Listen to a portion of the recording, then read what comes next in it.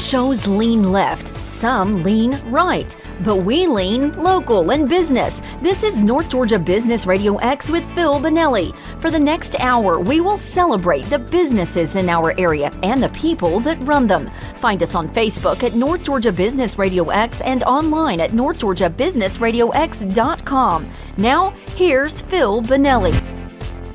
What are the goals for your business? Is your business a business that is helping other people achieve their goals? Hopefully, it is.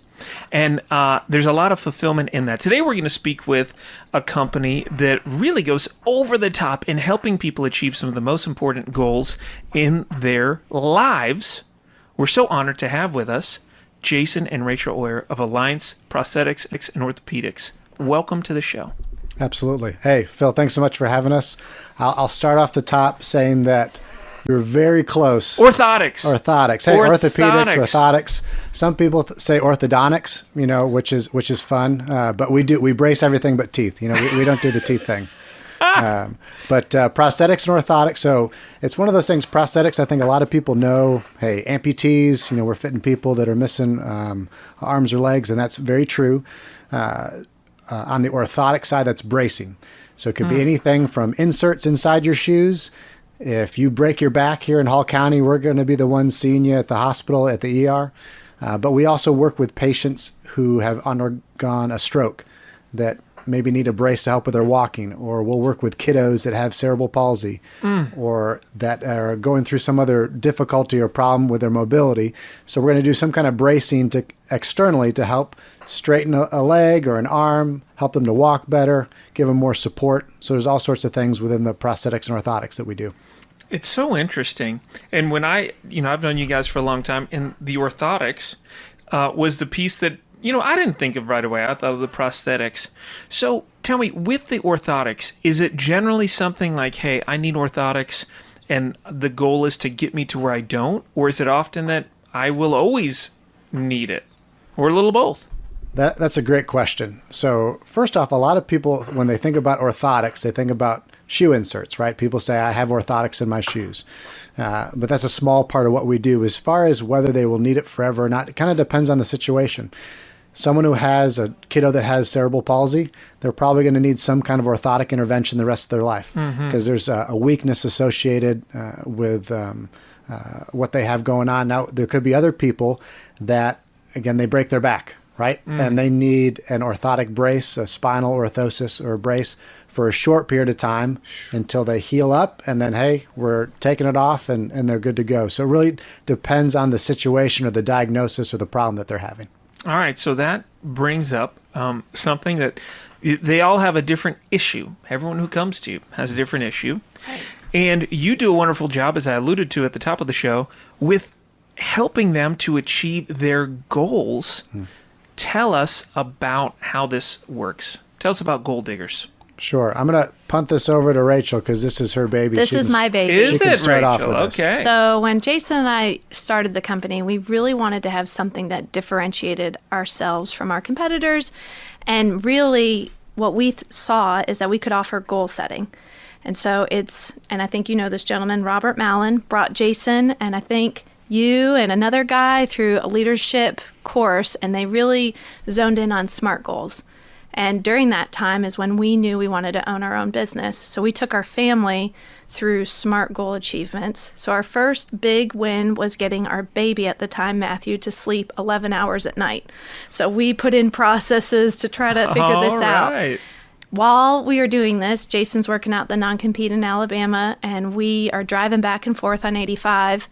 And we believe that God just dropped this idea in our lap that we could help patients who've undergone some sort of mobility discrepancy set a personal goal, not an insurance goal, but I want to be able to fold laundry. I want to walk through the store unassisted. So they would write it down on a little flashcard, and they would talk about it at follow-up appointments. And whenever they have achieved that goal, they then would be invited to our big banquet, which is called Gold Digger. I do love it when Jason wears his Gold Digger shirt because a lot of people think it says Gold Digger, and so it makes me laugh. But It's Gold Digger, and we have a huge celebration. We have a kids event, and then we have an adult event.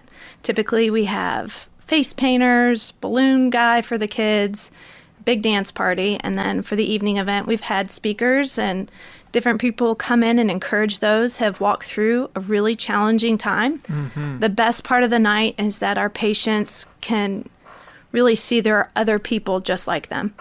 So the people we treat, no one really enjoys coming to our office. We know that. It's a unique thing to build a business around other people's tragedy. So we have wanted to carry that weight humbly, but also with a lot of hope. And so what we hope for our patients and for our referrals and for our team members is that when you're inside our four walls, you're encouraged to be better than you were the day before. So that's really the dream that we're living. And we are excited. We have had multiple banquets. Every year gets better. And we're looking forward to the next one. Oh, I love that. If you're just joining us on North Georgia Business Radio X, I'm your host, Phil Bonelli, here with the Auryers, Rachel and Jason of Alliance Prosthetics and Orthotics. And we're talking about their Gold Digger program, which culminates in the celebration, but all throughout the year you're doing that. And I love that. And there's such lessons to be learned because you are helping your patients, clients, set goals and achieve them. So you're really doing a wonderful thing, and they're going to get where they need to be faster because of what you're doing. So you're serving them, but how much additional fulfillment does that give y'all? I mean, imagine if you didn't have, when you have a rough day at work, or you're having to do this or that, manage a staffing issue or whatever, how much harder it would be if you didn't have that extra just zest that comes from doing the Gold Digger program. Oh, absolutely. It's one of the things I talk to when we have students coming through our office of understanding your why. Why are you doing what you're doing? And I think Rachel and I laugh. People will say, if you're passionate about your work, you'll never work a day in your life. And we don't think that's true at all. We actually think that's a lie. There's hard days and all that. But as far as understanding your why, so my why, my name Jason means healer. I believe that I was made to be a healer, that God made me to be able to come alongside patients that are going through this. And so part of our mission statement is that we are helping patients to recognize their inherent value and worth. And Rachel and I, we're big faith people. We believe strongly that God has given each of us value and worth, and it's not tied up in our mobility. So when people coming in that maybe they had an amputation, right? Or they've just had a stroke, or their child with cerebral palsy, that they can't move like that they would want to. They typically are coming in feeling very low about themselves, right? And so what I love, or my why, is helping people to recognize that they have inherent value and worth. Oh, wow. And so that could be fitting a device, right? Getting them up, they're walking for the first time. I mean, geez, countless stories of patients, they haven't been up in a year, they haven't been up in 6 months, whatever it might be. But sometimes it's just a conversation that we have with patients that they're coming in a very low spot. And like Rachel said earlier, one of our guarantees is we're going to communicate hope to every patient that walks in the door. And so that can happen in a lot of different ways. And that's my personal why. Again, I love what I get to do, but, sometimes work is hard. Sure. There's some toil in there. But having those moments where I can come alongside a patient and help them to recognize their value and worth so that they leave in a different spot is super fulfilling. Super fulfilling. Yeah, that quote of... if you're doing something you're passionate about, you'll never work a day in your life. And that's not true. And I would say when you're really chasing something, you're going to do a tremendous amount more. You're taking on bigger challenges, but you're excited you get to do it. Maybe not in the moment. There's things that they're not pleasant. No. But you're fired up to go take them on. And the more passionate you are, the more of an impact you're going to have. And it gets more and more challenging. But if you think about it, the challenges you're taking on today probably would have seemed insurmountable 3 years ago. But you've just taken on so many, and you just keep getting where you can take on more and more and have a bigger and bigger impact. All right, we're going to pick right back up with this when we get back from this break on North Georgia Business Radio X.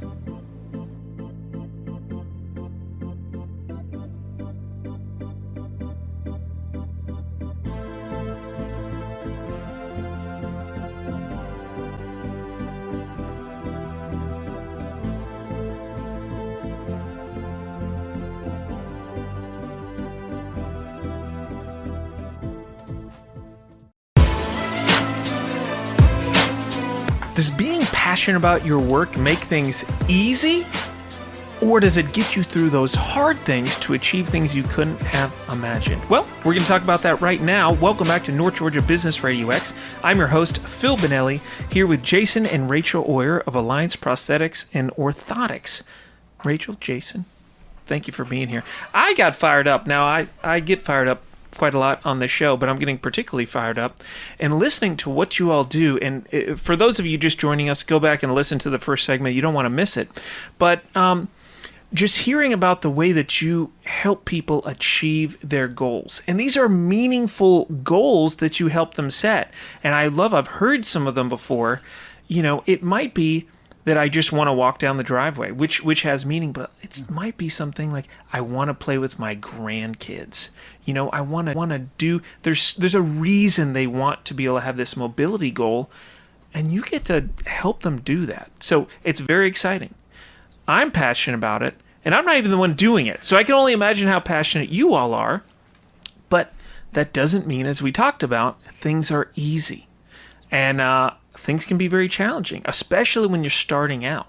And you had some particular different things you had to work around starting out. Tell us the genesis of Alliance. No, I'd be happy to, Phil. So I was working here in Gainesville. And Rachel and I, again, had decided that we wanted to do this and start a business. And if you don't know us, we are not risk takers at all. This is our biggest risk for sure. Well, we'd say besides maybe having 4 boys. That was kind of risky. Yeah, 4 boys in 5.5 years was right. Kind of a risk. That's kind of wild. But anyway, we wanted to start it here in Gainesville. But I was working for a different company at the time, and we had a non-compete. And so what we decided to do, and somehow Rachel agreed to this. I'm not sure how. I don't know. But we moved to Alabama, which we never didn't know anyone there, and we moved there for 2 years, and then to be able to come back here. And so during that time that we were in Alabama, met some wonderful people, worked for a great company, but the non-working hours was nonstop getting prepared for what we're doing now. Wow. And so we had to be very intentional about our time. A lot of times as I was driving back and forth from the office, coming back to the house, would be planning and going through different ideas and kind of getting equipped and ready for Alliance to begin. But there was a lot of conversations. I remember one specific time I needed to write out our business plan, and Rachel took the boys. I think they went back here to Georgia for a long weekend. And I remember sitting in Panera Bread for hours upon end, and writing is not my thing. I do not enjoy it at all. But being able to iron out, what are we going to be doing? And I think as far as getting to what your original thought was or question, as far as was it challenging and difficult, it absolutely was. Mm-hmm. There's things that we do now that we're super passionate about. I am not passionate about writing a business plan. Right? That is not something that I enjoy doing. However, I knew there was things that I needed to do. Both of us knew there was things that we needed to do to be able to be prepared for where we are now. One of the quotes that I love, and I want to say this is Kobe Bryant. I could be wrong. But one of the things he said is, what are you willing to do that others won't to achieve what others can't? And he was talking about, he got up, I want to say at 4 or 5 in the morning every day and would shoot 1,000 shots, right? Super talented, right? Great as a basketball player, but he honed his skill by working hard. And I think that's the thing sometimes that can be misconstrued as people are just naturally good at things. I think we all have talents and skills for sure, but you have to work at it and you have to put in that extra time. And I think there's a lot of things we had to do while we were in Alabama to prepare for what we're doing now. I think that's the part that, sometimes we look back, and that you were kind of talking about it in the last segment, is that it builds. So the muscle that we have now was built over time. And so we might be able to run a little bit faster and harder now, but that's because we were running hard and fast before. Mm-hmm. So you just continue to grow in your craft, and you get more laser focused on what your role is. So I learned over the kitchen table. I was a stay-at-home mom prior to owning the business with Jason. And so I had a lot of reading to do. That was my main portion because I did not know what an orthotic or a prosthetic really was. I knew that it paid our bills. Was very grateful for that. I loved running water and lights. However, that's fantastic. It's awesome. However, I didn't really understand the business side. I didn't understand what Jason did. When we were first married, he was a technician.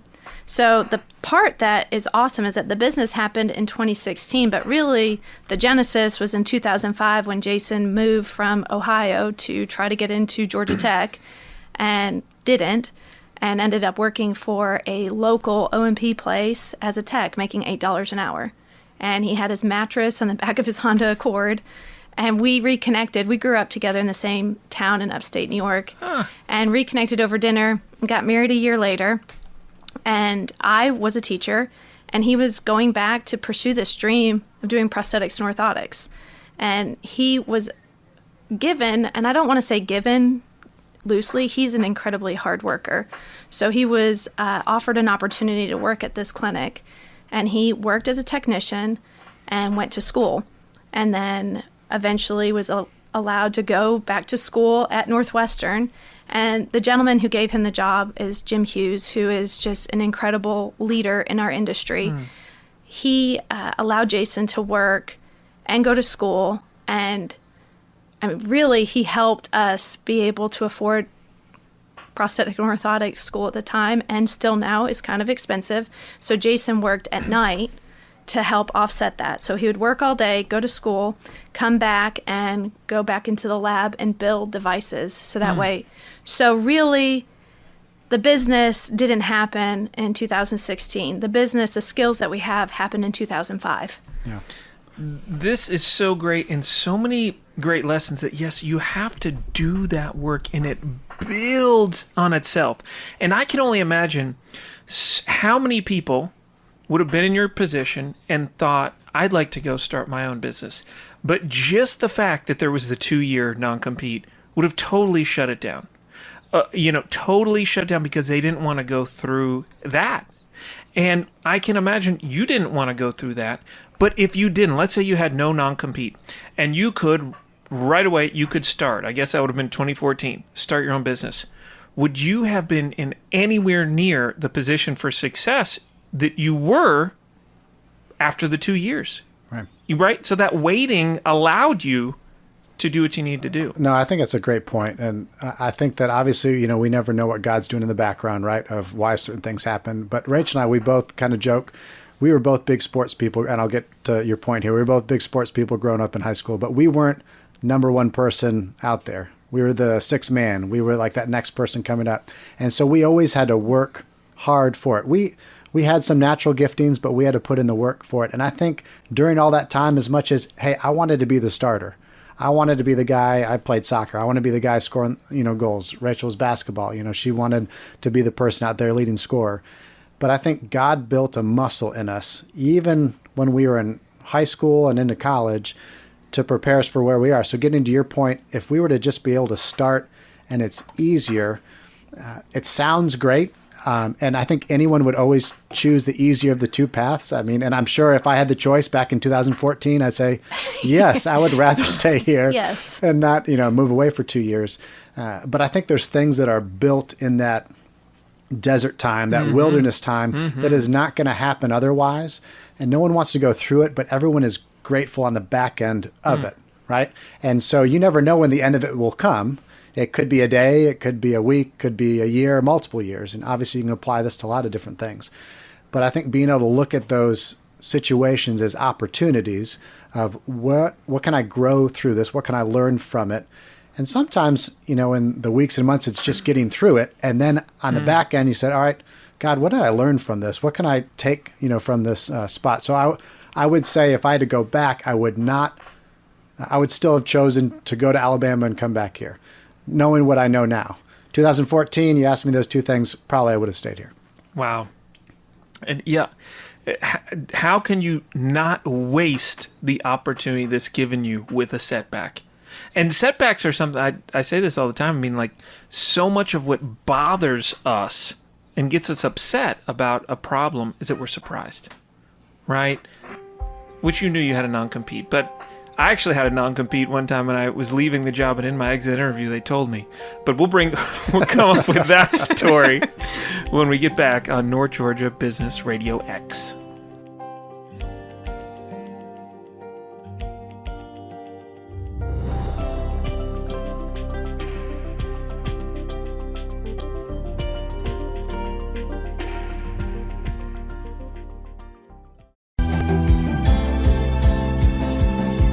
When your business goes through those tough times, those challenging seasons, what happens next? Is it smooth sailing after that? Welcome back to North Georgia Business RadioX. And of course, there are smooth seas and bumpy seas, but one thing we know for sure is we will have both. And we're going to talk about that with our friends at Alliance Prosthetics and Orthotics, Jason and Rachael Auyer. So, picking back up on our story, you had the non-compete. You're not big risk-taking people. No. But you're high-impact people. And to make the impact you were made to make, you moved your family to the great state of Alabama. Worked out this non-compete, and all your time not working and juggling kid stuff and changing diapers, you're working on the business plan. Which, by the way, quick lesson that stood out to me. I love that when you had to write the business plan, you cleared the distractions, and you guys came back home, or back to Georgia. Yep. But you didn't sit at your house to write the business plan. You went to Panera. And that's very wise, because I know if I have something I really want to work on, pardon me, and I'm thinking, oh, wow, Lindsay and the kids are going to be off at gymnastics for 3 hours. I kind of need to, not just be sitting on the couch, because then I'll just want to watch TV.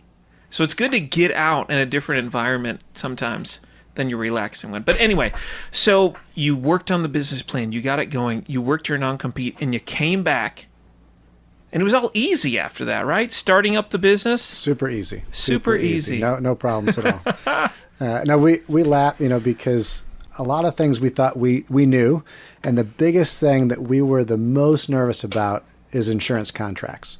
So with what we do in the medical profession, Phil, if you came to us and, getting a prosthesis, say you lost your leg, you're going to have insurance, right? And so we need to, one, be in network with your insurance and make sure we have a good rate. And so that was the thing that we did not know about. So talk about things that were challenging. I'd say our biggest thing was getting our Medicare number. Medicare for us is probably 40-50% of what we do. But all the other payers, and I didn't know this until we got into this, so if I want to contract with Blue Cross Blue Shield or with Aetna or Humana or any of these normal payers, we have to have a contract with Medicare first. And there's a whole lot of process of how this happens. And so I still remember this, talking about us working together and encouraging one another. So I would call Medicare, they have this process, I won't go through the whole thing, and I would call them once a week. Hey, where are we? And they would kind of let me know. And that it would be the next week and the next week and the next week. And Rachael looked at me and said, all right, this is not a once a week call situation. This is an everyday call. They should know you by name. They should know when you're going to call. And that's what it was. I mean, we called again and again and again. And finally, right, we got this Medicare number. I still remember when it happened. And we didn't have any money to speak of because, again, we sunk all this into the business, and we hadn't really done a lot because we didn't have our, rates yet. But we all, as a family, went out to Mellow Mushroom right down the street here, and it was just a big deal that we were able to celebrate. So talking about goals, but that's been, I think, a thing throughout the process is that we're having to push through because in the end we want to impact patients' lives, right? And there's going to be some things, and there's rules and regs for all sorts of stuff, and not to put anyone under the bus, but sometimes it's hard. It's not just you snap your fingers and then you have what you need. And so our goal, our end game was being able to impact these patients. So we knew we had to trudge through this, payer contracting and all these things to be able to get to that spot. I remember, another, I won't say which one it was, but another major payer, we had to work 3 years to get a contract with them. And Rachael... Did Rachael call them every day? I'll tell the story and then I'll let Rachael fill in the gaps. But Rachael, again, she homeschools our boys and works on the business and just does a million things. But she cleared her schedule. She called this insurance payer at 8 in the morning as soon as they opened up and said, hello, my name is Rachael Auyer. I'm with Alliance Prosthetics and Orthotics. I know you can't hang up the phone on me. I have my whole day cleared. This is what I'm doing. What I'm doing today is talking to the right person so we can get a contract. And she literally was on the phone probably till 2 or 3 in the afternoon. And again, if you all know Rachael, she finally got to that person. And geez, maybe a month later, after 3 years of waiting, we have our contract with that payer. So Rachael went after it. There's a few things that I'm good at. And I will say that's been my add to the business is bulldog mentality. Yep. And Jason is the best clinician. He is currently training the next best clinicians. I can brag on them. Part of the business model really, it did not include me as much in the day-to-day. There was a season that we needed my presence inside the office. And so as being a stay-at-home mom, I was thinking I was going to work more remotely. That really wasn't an option for this one season. And I remember it was the first time I was a working mom fully, and how to figure it all out and create. Our youngest at the time was taking naps underneath Jason's desk. It was, at one point he locked himself in his office. It's like, oh my gosh, what's going to happen? But we, at that point, I would say, as much as we were talking about these are opportunities and how to see it as a positive, I never worked alongside Jason. I never saw really what he could do inside a patient room. I always believed in him. But then when I came into the office, the level of respect that I had for him as a medical provider grew. And I knew this is going to work. And it wasn't perfect. There was a lot of hiccups. And it is interesting going from just being a married couple to now owning a business together, what that looks like. But we do complement each other. So things that he's super strong in, I'm pretty weak in. And I won't say he's weak at anything. However, I'll say I might have some strengths and he may not have as strong a strengths. But I don't take no for an answer easily. I try to figure out a compromise. And there it was how we even got our building to start. I love telling this story because we've shared this before, but we're faith people. And really, for 10 years, we worked a Financial Peace University program that allowed us to become debt-free, which we just knew we were supposed to do personally. And we believe in tithing. We've always had that as a anchor inside our marriage. So when we saved everything we had, sold our house, moved to Alabama, we wanted to have a space near the hospital in Brazelton. And the nice landowner was looking through our assets, and he's like, you really don't have anything. So I was like, okay, great. Do you think we could have your place? And so he smiled and he looked it over, and it does help to have cute kids. So we sent a picture of our cute kids and our family, and we wrote him a letter and just kind of explained who we were, what our vision and our mission were and are. And he did. He said the reason he could trust us is because it looks like you gave away 10% of your income and you're completely debt-free. Those are people I can trust. So for 10 years, we worked a plan not knowing where we were going to be. And it opened a door for us that we could never open for ourselves. So as much as like we're talking about the toil and the hard part, I will say, at least in our experience, what God has done on our behalf that we could not do for ourselves, he has opened doors. So yeah, I'm a bulldog, but also I really believe we're supposed to pray like it depends on God and work like it depends on us. Mm-hmm. Those two things are kind of the markers for our business. Our secret sauce is tithing and prayer. That's really anything that we've got going on good has happened because of that. I love it. There's a Mexican proverb, I believe, which is, yes, pray, but row the boat. I love that. That's a great proverb. And yeah, there's so much freedom in knowing that, hey, I've got to go work like crazy. I've got to be in a position to get blessed and whatever, but it's not on me. I've just got to go, but I've got to go do everything I can do. Right. Yeah. I'm not ultimately in control. And I love that there is complementary skills because you are tenacious. You get her done. I try to. And that doesn't always translate over to what I would think would be a great bedside manner as a clinician. You know, they're different. And being the great bedside manner doesn't always translate over to, I'm going to stay on the phone with you until you're supposed to go home. That's right. And we're going to knock this out. And how great. And just appreciating the strengths of one another and leaning into those. We'll be back after this break on North Georgia Business Radio X.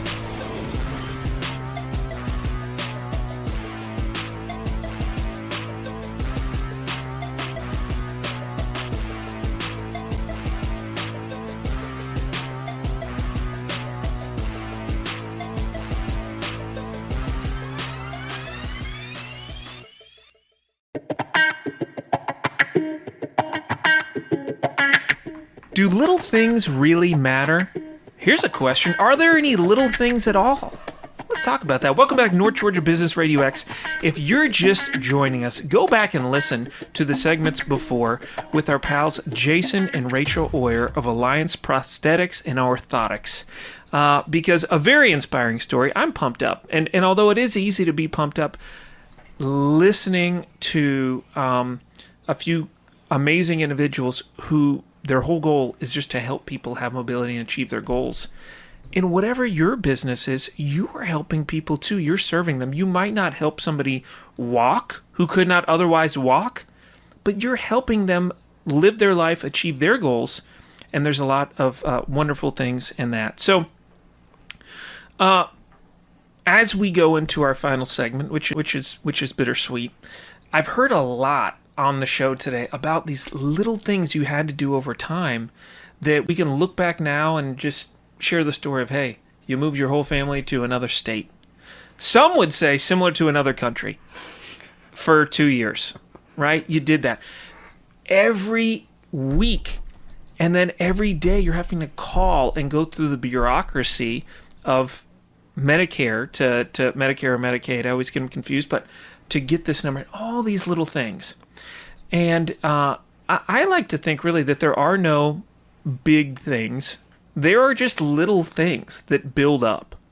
And you all seem to be very dedicated to do the little things with excellence. How important is that for you all in your day-to-day, even in raising your boys? Because if you ever have the pleasure of meeting the Auyer boys, you will think to yourself almost immediately, their parents are dedicated to doing the little things right and raising these young men. That is such a kind thing for you to say, Phil. I'd like to say the little things, we carry them like they're big things. I'd like to put the caveat that it's 80% of the time. Nobody's 100%. I would say the biggest thing would be integrity for us, though. So if integrity is at the highest point for you, then all the other stuff can be prioritized appropriately. Integrity and intentionality, I will say that has been how we've kind of been able to do this. So our word, making a promise to one another, making a promise to our staff, making a promise to our patients, that is the biggest thing we're carrying. And I would say that has helped us navigate some of that. Yeah. And I think one of the things that I know Rachael would pray and we would pray together is that God never let the business grow bigger than our character can allow it. And so one of the things very early on, I know Rachel was talking about integrity. We kind of talked about Medicare early on too in the other segment. So we had an opportunity to see a patient in the first month or two. We didn't have all our Medicare things figured out. And a lot of people were telling us, hey, you can just see this patient. It's not a big deal. Like, you can work around it. And we were probably going to do things 90% right? 90% full of integrity. But this 10%, not a big deal. And it was hard because at this point in the business, we were not making any money. We were losing money, hands over fist, for sure. And it would have been very easy to make that call and say, yes, we're going to see this patient. We're taking care of someone. We're helping them walk. We're not, it's a small bureaucracy thing that we're not doing right. But we decided, no, this is not how we're going to build Alliance. This is not what God has called us to. And it was hard because we were saying no to that initial getting paid some money to, help put food on the table. But what was so neat is that we saw God provide after that. And I don't think that it's always just because you do the right thing, it means something good is going to happen. But God was real kind because at this point when all this was happening, one of the things that we decided is the first money that came into the Alliance, the first check we got, whether it was from a patient, whether it was from an insurance carrier or whatever, we were going to give it back to God. We were going to give it to our local church. And so obviously we jokingly, we're praying, God, make it not like a big number, like maybe something small, reasonable. Yeah. But I have a picture of the check. I know who it was, and I know the amount. And this happened in November, I want to say, of 2016. And when we were looking at February of 2017, I remember sitting with our advisory board. We have 3 amazing men that have been on an advisory board from day one until now. And I remember sitting with them and saying, if we don't make money this month, I'm not sure what the next step is going to be. We had one team member that we were paying at the time, how we're going to pay for her, or we're going to have to take out a loan. What are we going to need to do? And so just praying and asking God to do the things only he can do, right? And I just had to keep doing the things only I could do. Well, at the end of that month, that was the first month we had profit, was that February, and it ended up being 100 times what the amount that we had given back in November. Which, again, I don't say this to say, hey, give money to an organization, to a church, whatever, and 3 months later this is going to happen. But it was God reminding us that, hey, there are things that I'm asking you to do. You need to work hard. You need to go after it. You need to serve your team, serve your patients well. But there's certain things you can't do, right? I know, Phil, you're a farmer. You can't make it rain, right? You can't make it rain. You can do all the things to prepare, but you can't make it rain. And it's the same thing in our business. I can't make a patient come in our office. We think we have something amazing to offer, more than just a device. But I can't make that happen, but I can prepare and be ready for it. And so it was God reminding us of that you prepare and I'll bring the rain. I love that. And listening to the story, there's so many things you did to prepare that when you started them, you didn't even know what you're preparing for, most likely. Working the Dave Ramsey plan for 10 years and getting yourself in that position, you're just doing, you said, this, we feel like we should be debt free, and you could not have gotten that lease had that not occurred. And it's such a good lesson. You've got to be doing the right things just for the sake of doing the right things. Like you said, there's not a formula. It's not, I do the right things and then this thing happens. You got to do them always. And no one's perfect. 80%, but you got to seek to always do them and always do them with integrity, and do wherever you're at. You got to be doing the right thing and have a plan, have a vision for where you want to go and work that plan. But it's about where you're at today. Yeah, and I think you have to have something bigger than yourself to live for, because in the end, we don't say have integrity for integrity's sake. At the end of the day, this really isn't our business. We believe that it's God's business, and so we're just instructed to manage it. And so we have to do it in a way that honors him, not because we have to, we want to. And that has really shifted how we serve and treat patients. We hope that our faith is not a problem for anyone, that everyone experiences the absolute best because of it. And it has been our anchor through it all. Honestly, when we look at the life that we have, the adventure that we've been able to be on together, we are just incredibly grateful. And really it came from, was we were talking at the top, small choices. It's not a small choice to say the truth. It's a big deal to be a truth teller. And so I think that would be, if anyone wanted advice or whatever, it would be to tell the truth. To tell the truth as much and as often as you can, and to do it with a lot of grace and a lot of kindness. Right. And I think with that too, to have people around you that are encouraging you to do that thing, to be full of integrity, to be full of character. Rachel was encouraging me when I wanted to see, again, that Medicare patient. Are we going to go one way or the other?